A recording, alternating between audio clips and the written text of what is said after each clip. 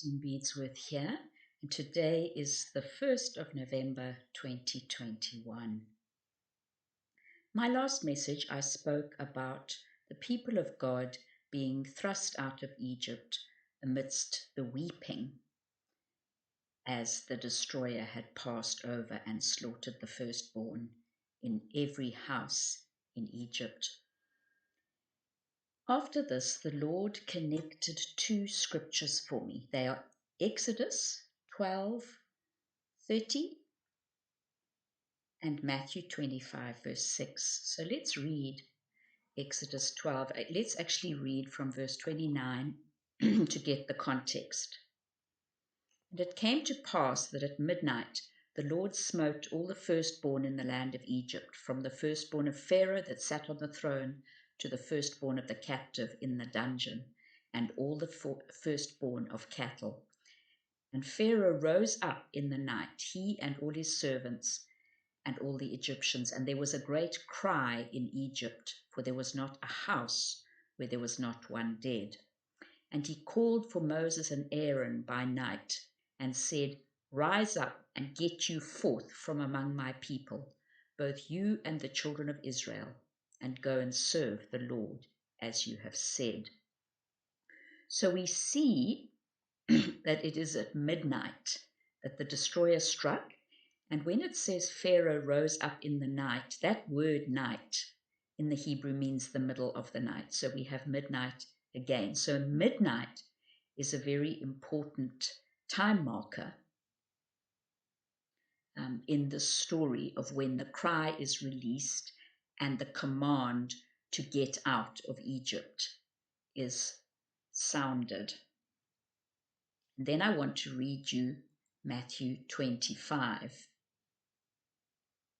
This is the story of the wise and the foolish virgins. And verse 6 says, And at midnight there was a cry, Behold, the bridegroom comes, go out to meet him.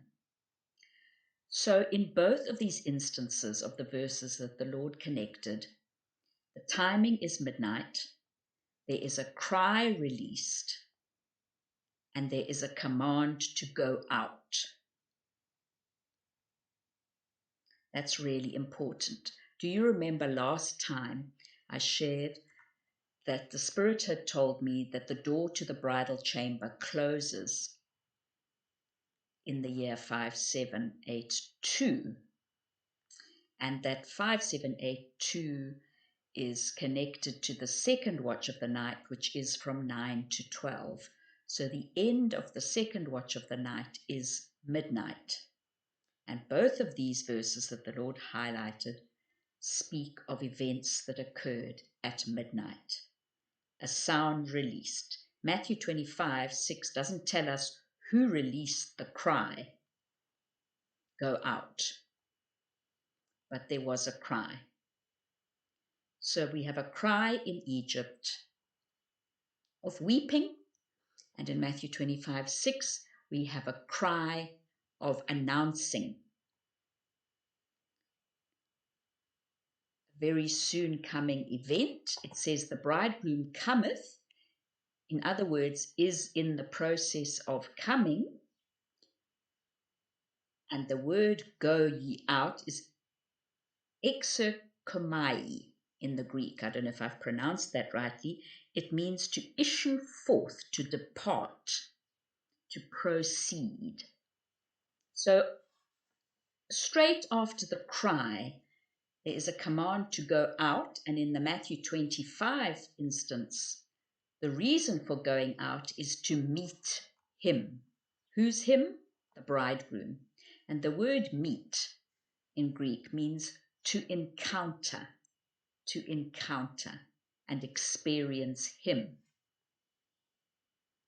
So the Lord is laying both these scriptures one on top of the other and saying that there's a connection, and when there is a cry, as the destroyer passes over at midnight,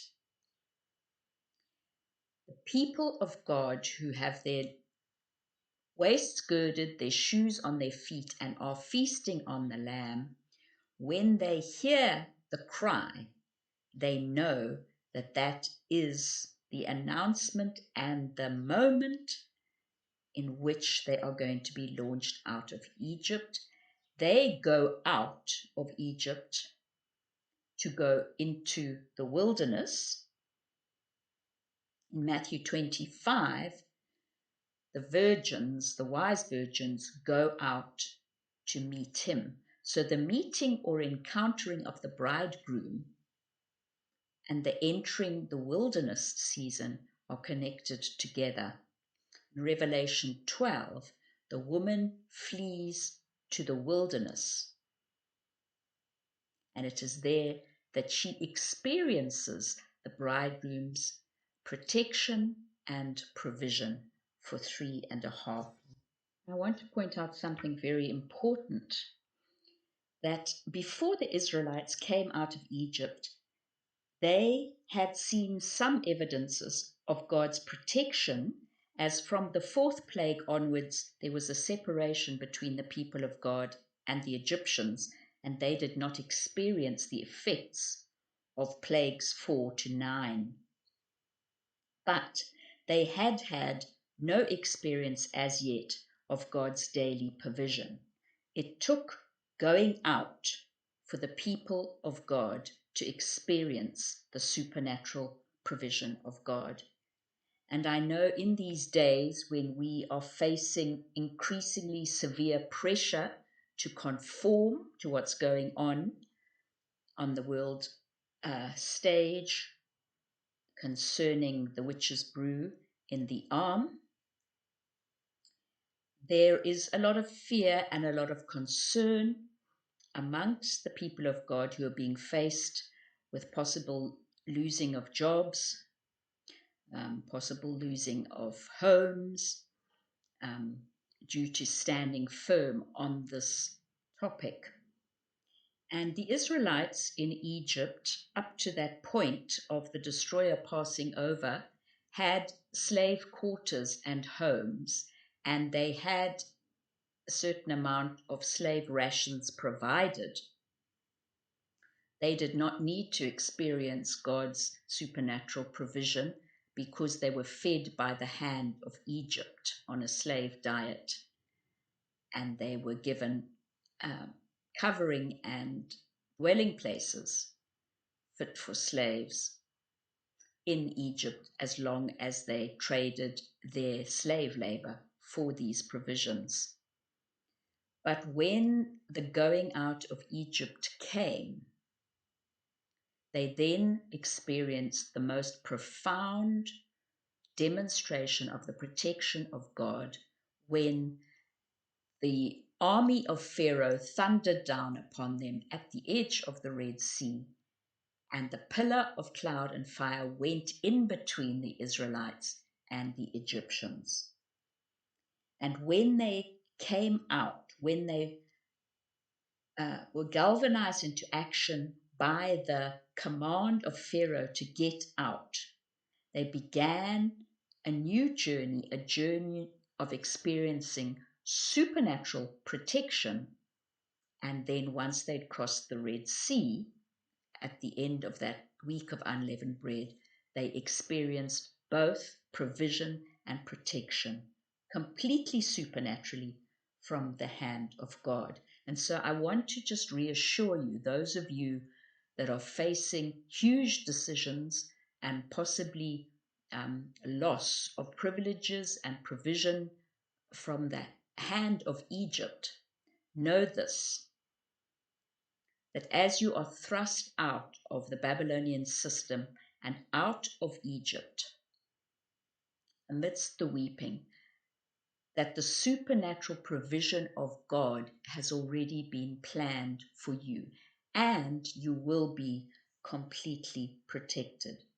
The Word of God says, "What fellowship can light have with darkness? Come out from among them. I will be a father to you, and you will be my sons and daughters." And part of the responsibilities of a father is to provide protection and provision for his children. But it takes the complete coming out of Egypt in order for this completely supernatural daily provision of heaven to be established. The Israelites took with them bread dough that was unleavened, and they were fed by that for the week until they crossed the Red Sea. But once that transition had been completely accomplished, they were fed by God's hands. Do you remember when I spoke of Cyrus releasing a proclamation, and that a proclamation or an abar kol was an announcement to trigger something that needed to be set in place? And I want to say to you that the cry that thrusts the people of God out of Egypt or out of Babylon is the sound bite that triggers the unleashing of unbelievably supernatural provision and protection. And in Matthew 25, the cry that came that commanded the fully prepared wise virgins to go out was the soundbite that triggered the encountering of the bridegroom in a way they had never experienced before, and they saw him face to face. And we read in Matthew 25, verse 10, it says, "While the foolish virgins went to buy oil, the bridegroom came, and those that were ready went in with him to the marriage, and the door was shut." Once again, we see the shutting of a door. Just like with Noah, the sealing and the cutting off and the separation of the wise from the unwise, of the sealed and the holy and the set apart from those who had lived carelessly and were not properly prepared. So the abar kol, or the announcement by Pharaoh to get out of the slave quarters, to go into the wilderness, and the abar kol, to go out in order to go into the bridal chamber. Beloved, we have to go out to encounter him. We have to go out of the slave quarters of Egypt to encounter and experience for ourselves the incredible supernatural provision that heaven has already planned and set in place for us. The in-between week, the week of unleavened bread, they ate a diet only of bread. Remember, for the night when the destroyer passed over, they ate only lamb and bitter herbs. And following that, they ate only unleavened bread. So there was a detoxing from the diet of Egypt. There were no leeks and garlics of Egypt to add flavor. Their stomachs were full of the lamb when they went out, and their stomachs were filled with unleavened bread until the Red Sea. And when they got to the Red Sea, they still had had no sign of God's ability to provide for them yet. But they each had individual portions of unleavened bread to nourish and sustain them. And for me, that depicts individual portions of the unleavened bread of the words from the mouth of God that are released to you to sustain you and to carry you and get you to the place of complete cutting off from Egypt. It was a wall of water that destroyed the ability of the armies of Egypt to re-enslave the people of God. Egypt still existed, but it was greatly reduced after the 9 plagues and the death of the firstborn. And the final thing that was cut off was the military might of Egypt. And it was a wall of water that cut it off. And when it did, the people of God were completely separate and safe, having transitioned into the wilderness. The wall of water executed God's supreme judgment on Pharaoh and the land of Egypt, and the land of Egypt was greatly humbled. Now in Jeremiah 51, it says that waters come up upon Babel and execute judgment. Jeremiah 51 verse 42. Revelation 18 also speaks of the judgment of Babylon. And in verse 4, there is a cry again, "Come out of her, my people, that you may not share in her sins or participate in her plagues." And in verse 8 of chapter 18, it says in one day, and in verse 10, it says in 1 hour, the judgment was executed.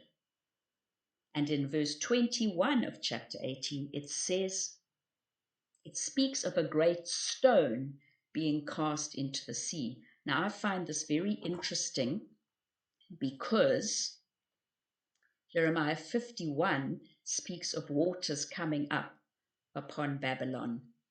And there are many, many scholars who believe that America is end-time Babylon. And we have been watching the La Palma volcano, ever increasing its spewings amidst the shakings and the earthquakes.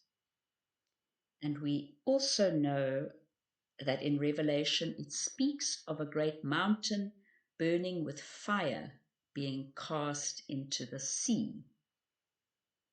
So I found it very interesting this morning that the Lord highlighted for me that it was a wall of water that destroyed the ability of the armies of Egypt to re-enslave the people of God.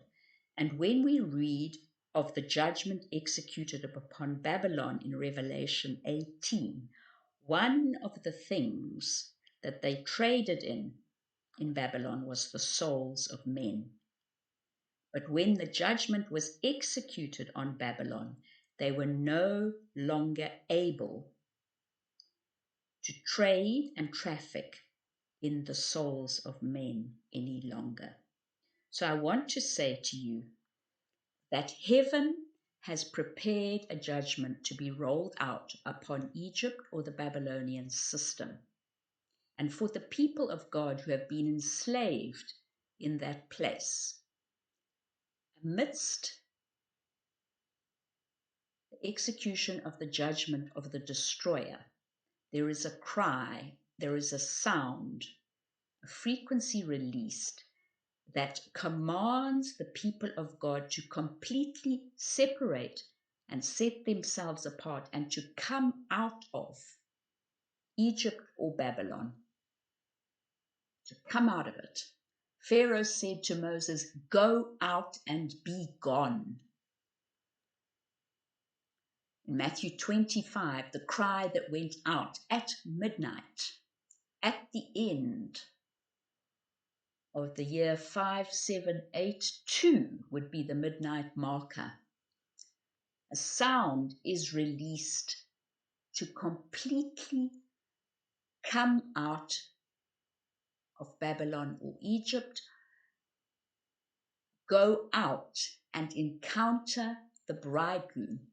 Go out so that you can go in. Go out so that you can go into the bridal chamber and be sealed and set apart and safe. In essence, when you lay Matthew 25 over Exodus 12, it was the wall of water of the Red Sea that shut the door so that the people of God were in the bridal chamber of the wilderness, protected and provided for by their God, and completely safe from the onslaught or the revenge of Egypt/Babylon. So I just wanted to encourage you with that if you are afraid that you are going to lack in any way by taking a stand and being set apart and holy for the Lord, if you are afraid that you will suffer loss and you do not have any experience of God's supernatural provision, it is only because the timing of that release of supernatural provision is after the going out from Egypt. But God has planned for you for provision and protection. May you be blessed as you ponder these thoughts.